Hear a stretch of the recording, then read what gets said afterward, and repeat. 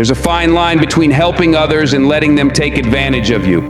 ሰውን መርዳትና ሰዎች እንዲጠቀሙባችሁ መፍቀድ ሁለቱ ፍጹም የተለዩ ናቸው።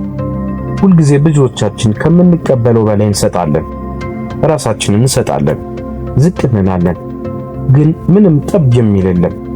ለብዙዎቻችን እንደ ሞዴል የሚወሰድ የሆሊውድ ፊልም አክተርና በአነቃቂ ንግግሩ የሚታወቀው ዴንዝል ዋሽንግተን ከተናገረው አስገራሚ ንግግር ላካፍላችሁ። እንዲህ ይላል፣ መልካም መሆንና መጠቀሚያ በመሆን መሃል ልዩነት አለ። ውስጣችሁን ከንክኗቸው አያውቅም? የሆነ ነገር ልክ እንዳልሆነ የሚነግራችሁ ነገር። ያ ቅጽበት የሆነ ሰው እናንተ ላይ እየተጠቀመባችሁ እንደሆነ ስትገነዘቡ፣ ማለትም የእናንተን መልካምነት፣ ጊዜያችሁንና ኃይላችሁ። በመጀመሪያ የሚሆነው ቀስ እያለ ነው። አንድ ቀን ደክሟችሁና ባዶነት ተሰምቷችሁ ራሳችሁን እስክታገኙት ድረስ። በዚህን ጊዜ ይህ ስሜት ከተሰማችሁ ጊዜው ኃይላችሁን የምታስመልሱበት ነው። ሰዎች እናንተ ላይ እንዳይጠቀምባችሁ የምታቆሙበት ጊዜ ነው። የመጀመሪያ እርምጃ ልታደርጉት የሚገባው በሌሎች ከመጠቀም ራሳችሁን ከዛ አውጥታችሁ የራሳችሁን ዋጋ የምትረዱበት ነው። ብዙ ሰዎች በስራ ላይ ራሳቸውን እንዲበደሉ ፈቃደኛ ይሆናሉ፣ ምክንያቱም የተሻለ እንደሚገባቸው በራሳቸው እምነት ስለሌላቸው። ግን የሆነ ነገር ልንገራችሁ፣ እናንተ የተሻለ ነው የሚገባችሁ። ክብር፣ አድናቆት ነው የሚገባችሁ። ለሰዎች ከመጠን በላይ መልካምና ጥሩ የመሆን ችግሩ ሰዎች እንደ ድክመት ያስቡታል። ግን መልካምነት ድክመት አይደለም። እሺ ማለት ሌሎች በእናንተ ላይ እንዲረማመዱ መጋበዝ ማለት አይደለም። ዋጋችሁን ማወቅ ማለት መቼ እምቢ ማለት እንዳለባችሁ ማወቅ ማለት ነው። ይህ ማለት ጊዜያችሁን፣ ኃይላችሁንና ልባችሁ ዋጋ እንዳለው መገንዘብ ማለት ነው። የሆነ ሰው ያን ካላከበረ፣ የሆነ ሰው ማንነታችሁን ካልተቀበለ የምትሰጡት አይደለም። ስለዚህ በህይወታችሁ ለእናንተ አይገቡም ማለት ነው። የእናንተ ዋጋ ለሌሎች በምታደርጉት ነገር የተቆራኘ አይደለም። ይልቁንስ ቁርኝነት ያለው ከማንነታችሁ ጋር ነው። ቀጣዩ እርምጃ ደግሞ ራሳችሁን በሌላ መጠቀሚያ ከመሆን የምትጠቀሙበት ድንበር ማስመር መማር። ድንበር ማበጀት ሰዎችን መግፋት ማለት አይደለም።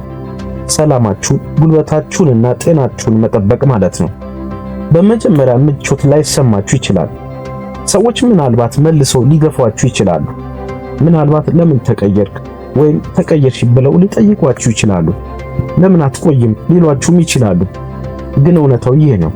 የእውነት ስለናንተ የሚጨነቁ ሰዎች የእናንተን ገደብ ወይም ድንበር መስመር ይቀበላሉ። የማያከብሩ ግን አብሯችሁ ሊሆኑ አይገቡም። እምቢ ማለትን አትፍሩ። እናንተን ከሚያደርቃችሁ የፍቅር ግንኙነት ለመሸሽ አትፍሩ። ህይወት በጣም አጭር ነው። ማንነታችሁን ከማይቀበሉ ጋር ራሳችሁን ለመስጠት። ራስን መገደብ ራስን እንደማክበር ነው። የሚወዳችሁ ያን ያከብሩላችኋል።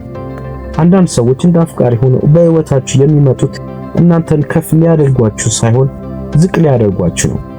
የእናንተን መልካምነት፣ ጥሩነት ይጠቀሙበታል። እንደዚህ አይነት ግንኙነት እጅግ በጣም መርዛማ ነው። ካልተጠነቀቃችሁ ያደርቃችኋል፣ ይሰብራችኋል። መርዛማ ሰዎች ይወስዱና መስጠት ስታቆሙ ምንም እንዳልነበራችሁ ይተዋችኋል። እንደዚህ አይነት ፍቅር የተገነባው ለጥቅምና በቁጥጥራችሁ ስር በማድረግ ነው እንጂ በእርስ በርስ መፈቃቀርና በመከባበር አይደለም የተገነባው። ግን ነጥቡ እዚህ ላይ ነው። እናንተ ትታችሁ የመሄድ ኃይል አላችሁ። ልታደርጉት የሚገባው የመጀመሪያ ነጥብ መርዛማ የፍቅር ግንኙነትን መገንዘብ። ሁለተኛው ነጥብ መተው። ቀላል ላይሆን ይችላል፣ ምናልባትም ሊጎዳችሁ ይችላል። ነገር ግን ለራሳቸው ጨዋታ እናንተን ከሚጠቀሙ ሰዎች ጋር አብሮ ከመራመድ ብቻችሁን መራመድ ይሻላል። ራሳችሁን መውደድ ስትጀምሩ ከሌሎች ሙገሳን መፈለግ ታቆማላችሁ። ለእናንተ ምንም ከልብ የሆነ ስሜት ከሌላቸው ሰው ጋር አብረው መሆንን ታቆማላችሁ። ራስን መውደድ እናንተን ሊጠቀሙባችሁ ከሚፈልጉ ሰዎች የምትከላከሉበት ትልቁ መሳሪያ ነው። አብዝታችሁ ግን ራሳችሁን ብዙ በወደዳችሁ ባከበራችሁ ቁጥር ከሌላው የሚመጣባችሁን መገፋት እምብዛም አትቋቋሙትም። በራስ መተማመን ጮክ ማለት ወይም ጎልቶ መታየት ማለት አይደለም። የራስን ዋጋ ማወቅ ነው። ወይም ማንኛውም ከሚገባችሁ በታች ከሆኑ ጋር መቆየት መተው ነው። ይልቁንስ ራሳችሁን ልትከብሩ የሚገባው እናንተን ከፍ ከሚያደርጓችሁ ጋር እንጂ ዝቅ ከሚያደርጋችሁ ጋር ሊሆን አይገባም። ራሳችሁን መውደድ ስትጀምሩ ትክክለኛው ሰው ያገኛችኋል። የእናንተን ዋጋ የሚያዩ፣ ገደባችሁን የሚያከብሩ፣ ወይም ማንነታችሁን የሚያደንቁ መተው ከባድ ነገር ነው። ለምሳሌ ጓደኝነት ሊሆን ይችላል፣ ፍቅረኛ ሊሆን ይችላል፣ ስራንም ሊሆን ይችላል። አንዳንድ ጊዜ ከሚገባው በላይ ልንቆይ እንችላለን፣ ነገሮች ይቀየራሉ ብለን ተስፋ በማድረግ ግን እውነታው እዚህ ጋር ነው። የሆነ እየተጠቀመባችሁ ከሆነ እያደረቃችሁ ከሆነ ትታችኋቸው የምትሄዱበት ጊዜ ነው። በመጀመሪያ የብቸኝነት ስሜት ሊሰማችሁ ይችላል።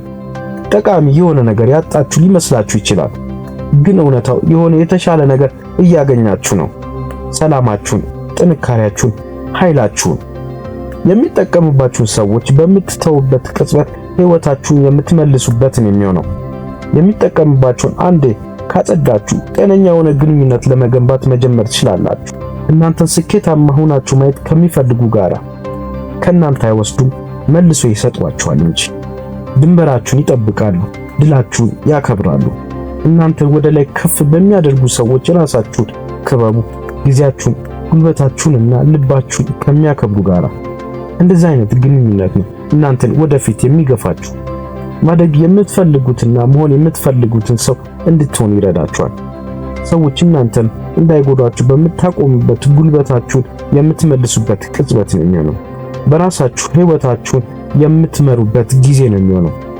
ለራሳችሁ መስመር አብጁ፣ ክብራችሁን ጠብቁ፣ ራሳችሁን ውደዱና ማንኛውም ነገር ወይም ከማናቸውም እናንተን ከሚጎዳችሁ ነገር መሸሽ አቁሙ። ሕይወታችሁ በእናንተ ቁጥጥር ስር ሊሆን ነው የሚገባው። ጠንካራ ናችሁ፣ ዋጋ አላችሁ። ማንም እንዲጎዳችሁ አትፍቀዱ።